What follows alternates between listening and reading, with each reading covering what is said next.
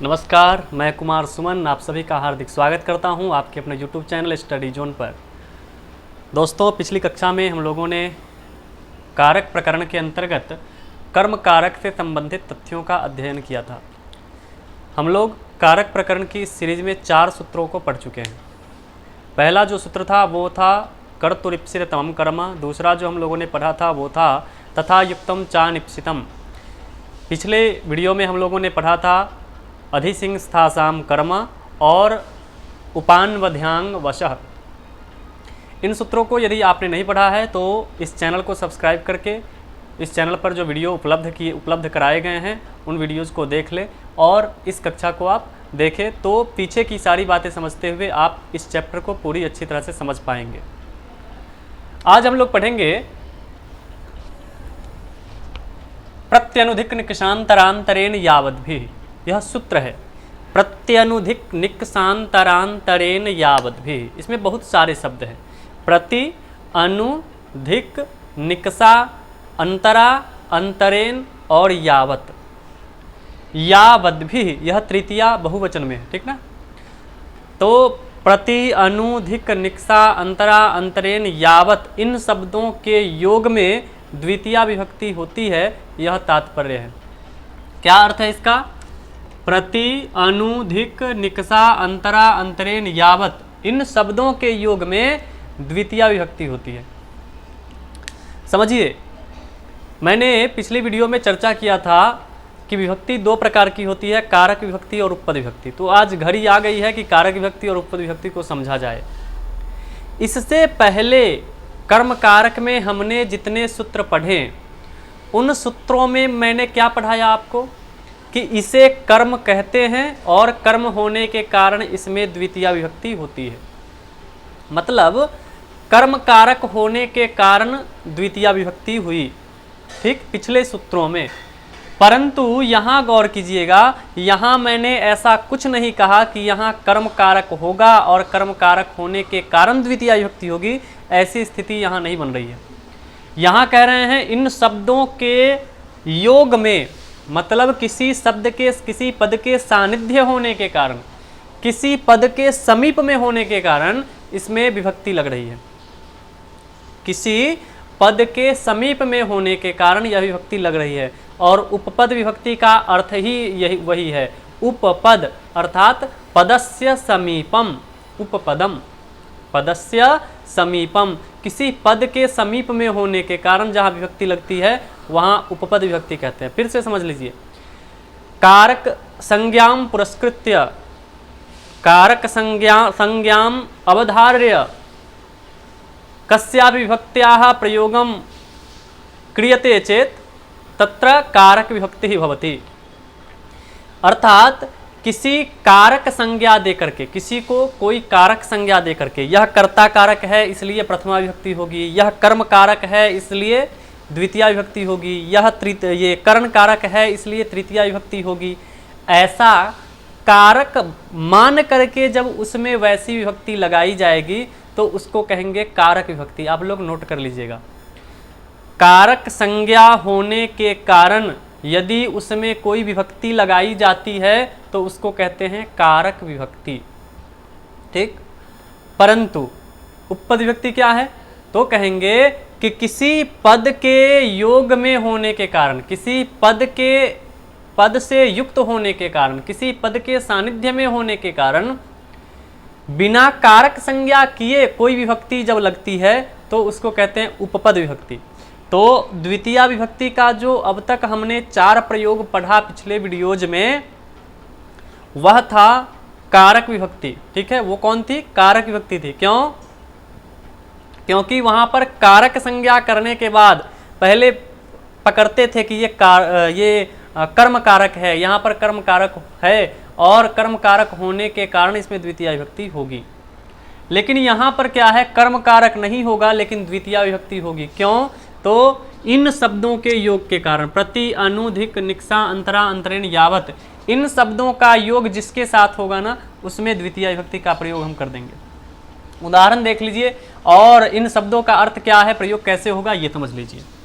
देखिए, प्रति का अर्थ होता है की ओर। प्रति मतलब की ओर। जितने शब्द आए हैं शब्दों का अर्थ और इनका प्रयोग हम समझेंगे। प्रति मतलब की ओर, अनु मतलब पीछे, धिक मतलब धिक्कार, किसी को धिक्कारना, निकसा मतलब निकट, अंतरा मतलब बीच में, अंतरेण मतलब के बिना, और यावत मतलब तक। प्रति, अनु, धिक, निकसा, अंतरा, अंतरेण, यावत। प्रति मतलब की ओर, अनु मतलब पीछे, धिक मतलब धिक्कार, निकसा मतलब निकट, अंतरा मतलब बीच में, अंतरेण मतलब बिना, और यावत मतलब तक। ठीक है, प्रयोग कैसे होगा वाक्य में, तो देखिए प्रति का प्रयोग हम इस प्रकार से कर सकते हैं। जैसे मान लीजिए वाक्य आया, मैं विद्यालय की ओर जाता हूं, मैं विद्यालय की ओर जाता हूं। आपको समझना यह है कि की ओर का मतलब होता है प्रति, ठीक है, और प्रति के योग में, जिसके योग में, प्रति के योग में जो है उसमें द्वितीय विभक्ति लगाएंगे। तो समझिए, मैं विद्यालय की ओर जाता हूं, मैं किसकी ओर जाता हूं, विद्यालय की ओर।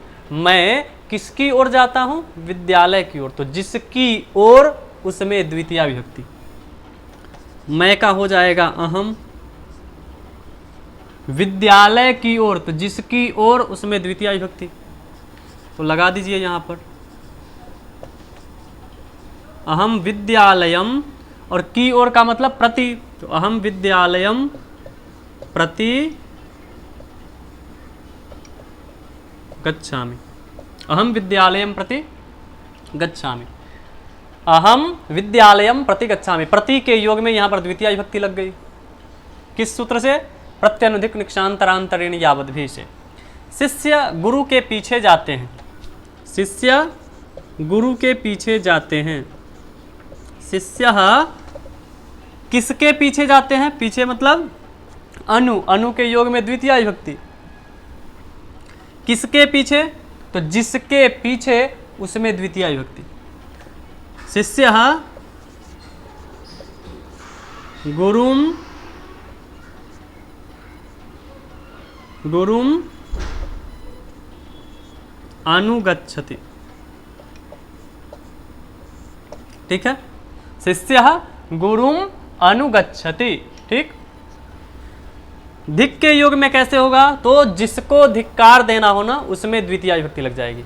जिसको धिक्कार, दुष्टों को धिक्कार, किसी को धिक्कार, दुश्मन को धिक्कार, किसी अन्य दुष्टों को धिक्कार, किसी भी व्यक्ति को जिसको धिक्कार देना है ना उसमें द्वितीय विभक्ति। तो दुष्टान धिक, हमने यहां पर प्रयोग किया है दुष्ट शब्द का, दुष्टान धिक। देखिए यहां पर दुष्टान क्यों दिए, क्योंकि धिक पद का योग है किसके साथ, दुष्ट के साथ, इसलिए द्वितीय विभक्ति में ले गए। और यहाँ पर दुष्टों को बहुवचन है ना, इसलिए द्विवचन का, ये बहुवचन का प्रयोग किया। दुष्टः दुष्टौ दुष्टाः, दुष्टम दुष्टौ दुष्टान, द्वितीय बहुवचन में प्रयोग किया है मैंने। ठीक है, घर के निकट बगीचा है, निकट मतलब निक्सा, और निक्सा के योग में द्वितीय विभक्ति। घर के निकट, किसके निकट, घर के निकट, तो घर में द्वितीय विभक्ति का प्रयोग कर देंगे। प्रयोग कर दीजिए, गृहम निकसा, बगीचा मतलब उद्यानम,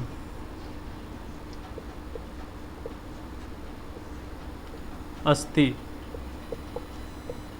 ठीक है, गृहम निकसा उद्यानम अस्ति। अंतरा का अर्थ होता है बीच में, अंतरा मतलब बीच में। मैंने वाक्य के रूप में लिया, राम और लक्ष्मण के बीच में सीता है, बीच में सीता है। किसके बीच में सीता है, राम और लक्ष्मण के बीच में। तो राम और लक्ष्मण दोनों में द्वितीय विभक्ति लगा दीजिए, जिसके बीच में उसमें द्वितीय विभक्ति। तो क्या हो जाएगा, रामम लक्ष्मणम च अंतरा सीता अस्ति। ठीक है, रामम लक्ष्मणम च अंतरा सीता अस्ति। देखिए इसको संधि अगर हम कर दे तो भी हो जाएगा। रामम लक्ष्मणम, च है अ है चांतरा, इसको लिख सकते हैं रामम लक्ष्मणम चांतरा, च और अ मिला करके चा, चांतरा सीता अस्ति, ऐसे भी लिख सकते हैं, कोई दिक्कत नहीं है। रामम लक्ष्मणम च अंतरा सीता अस्ति, ठीक है। अंतरेन का अर्थ होता है के बिना, राम के बिना अयोध्या सूनी है। राम जी वनवास चले गए हैं, अब उनके अयोध्या में न होने के कारण पूरी अयोध्या नगरी सूनी पड़ चुकी है, सुनसान हो चुका है। तो क्या होगा प्रयोग, किसके बिना, तो जिसके बिना, उसमें द्वितीया विभक्ति। रामम अंतरेन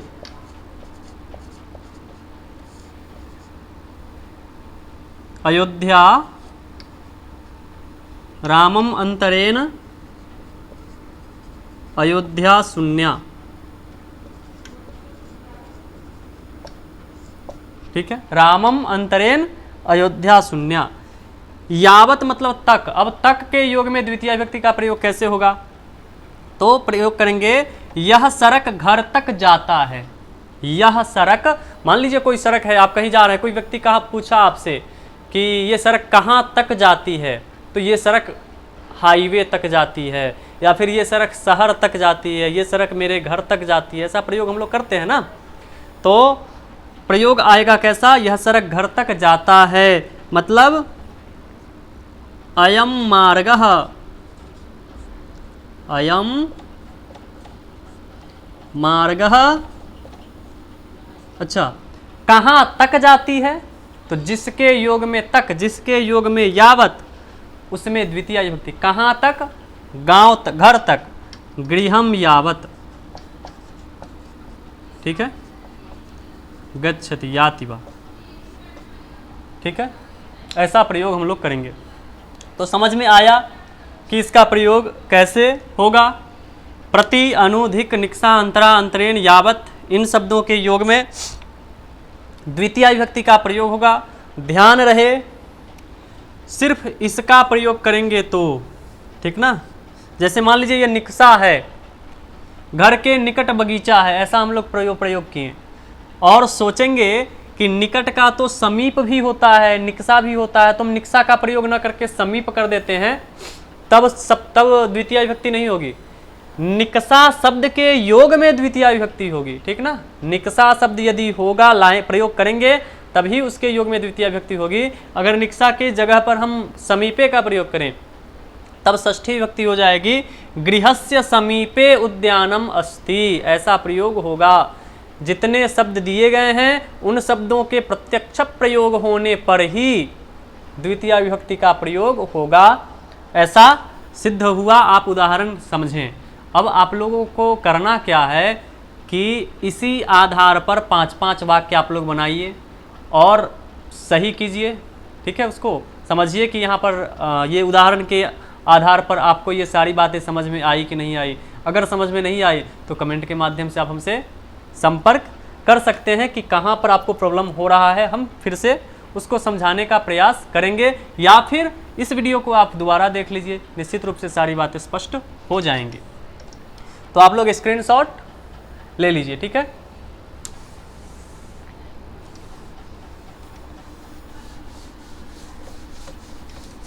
देखिए अब जो हम लोग पढ़ेंगे वह भी उपपद विभक्ति का ही होगा।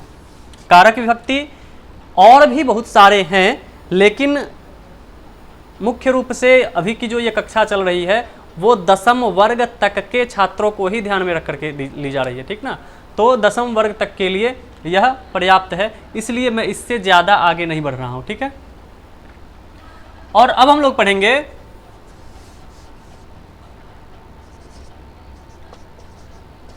अभितः, परितः, सर्वतः और उभयतः।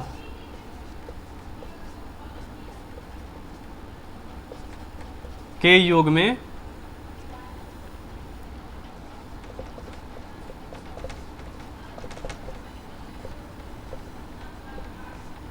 द्वितीय विभक्ति होती है, ठीक है।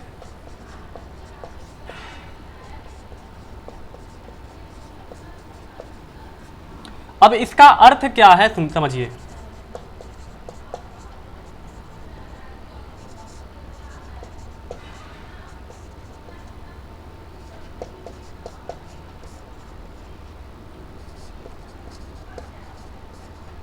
ठीक है, इसका अर्थ क्या है?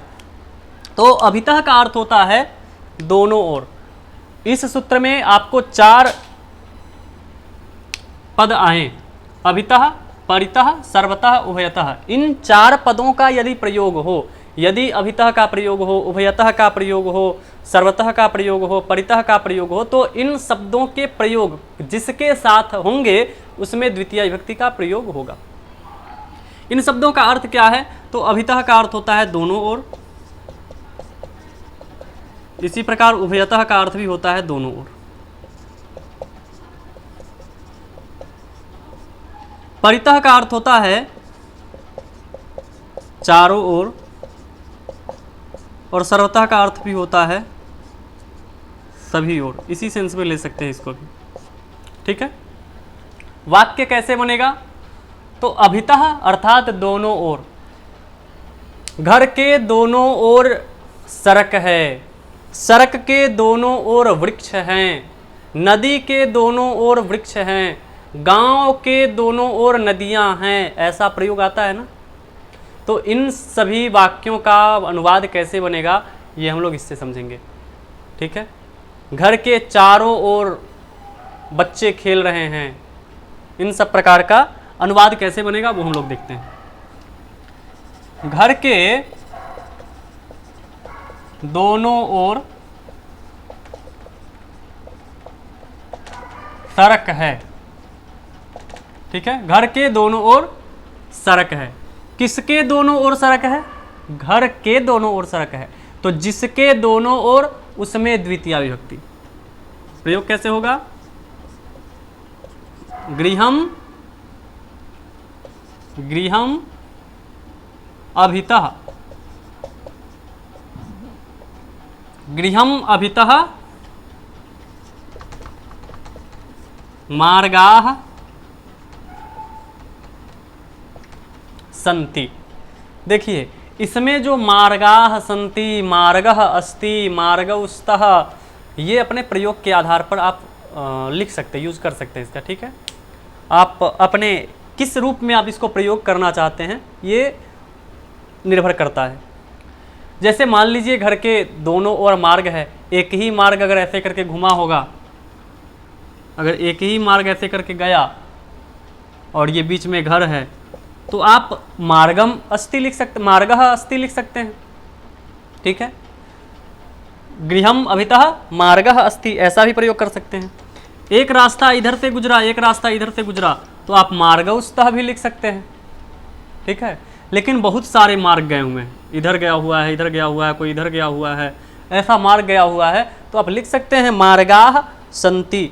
तो मार्गः अस्ति ऐसा भी सही है, मार्गौस्तः ऐसा भी सही है, मार्गाः सन्ति ऐसा भी सही है। लेकिन ध्यान रहे, यदि एक वचन में इसका प्रयोग होगा तो एक वचन में इसका प्रयोग होगा, इसका प्रयोग द्विवचन में तो इसका भी प्रयोग द्विवचन में, इसका प्रयोग बहुवचन में तो इसका भी प्रयोग बहुवचन में, ऐसा प्रयोग करेंगे ध्यान में रखते हुए। इसी प्रकार यहाँ भी दोनों का प्रयोग हम इसी के साथ कर सकते हैं, लेकिन आपको एक और उदाहरण मिल जाएगा, इसलिए हम अलग प्रयोग कर देते हैं। विद्यालय के दोनों ओर वृक्ष हैं। किसके दोनों ओर वृक्ष हैं? विद्यालय के दोनों ओर। अच्छा, वृक्ष हैं तो एक वृक्ष तो होगा नहीं। मार्ग में तो ऐसा कह सकते हैं वही मार्ग घूम करके गया होगा, लेकिन वृक्ष में तो नहीं कह सकते हैं कि हाँ घर के दोनों ओर वृक्ष हैं या विद्यालय के दोनों ओर वृक्ष है, तो ये बहुवचन में ही होगा, प्रयोग आएगा इसका। तो इसको कैसे लिखेंगे? किसके दोनों ओर? तो विद्यालय के दोनों ओर प्रयोग करेंगे, विद्यालयम उभयतः वृक्षाः सन्ति। ठीक है, इसी प्रकार परितः का प्रयोग कर सकते हैं हम लोग और सर्वतः का प्रयोग कर सकते हैं।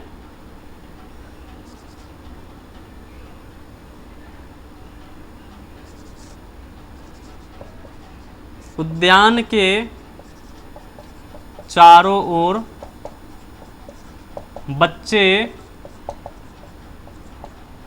खेलते हैं। वाक्य थोड़ा बड़ा बन रहा है और कितना आसान है समझिए। किसके चारों ओर? उद्यान के चारों ओर। तो उद्यान में द्वितीय विभक्ति। चारों ओर मतलब परितः, चारों ओर मतलब परितः, प्रयोग कर दीजिए उद्यानम परितः। बच्चे खेलते हैं, वाक्य यहां पर आया, बच्चे खेलते हैं। बालकाः क्रीडन्ति। ठीक है। सर्वतः का क्या होगा? सभी ओर। ठीक है, सर्वतः मतलब सभी ओर। इसका प्रयोग इस रूप में भी हम लोग कर सकते हैं, या फिर ऐसे प्रयोग कीजिए,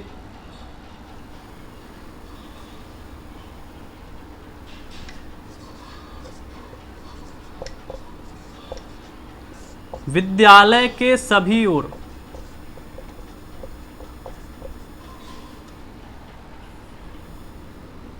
रक्षक हैं। विद्यालय के सभी ओर रक्षक हैं मतलब गार्ड्स हैं, गार्ड, रक्षा करने वाले। तो किसके सभी ओर? विद्यालय के सभी ओर क्या होगा? विद्यालयम सर्वतः, विद्यालयम सर्वतः रक्षकाः सन्ति।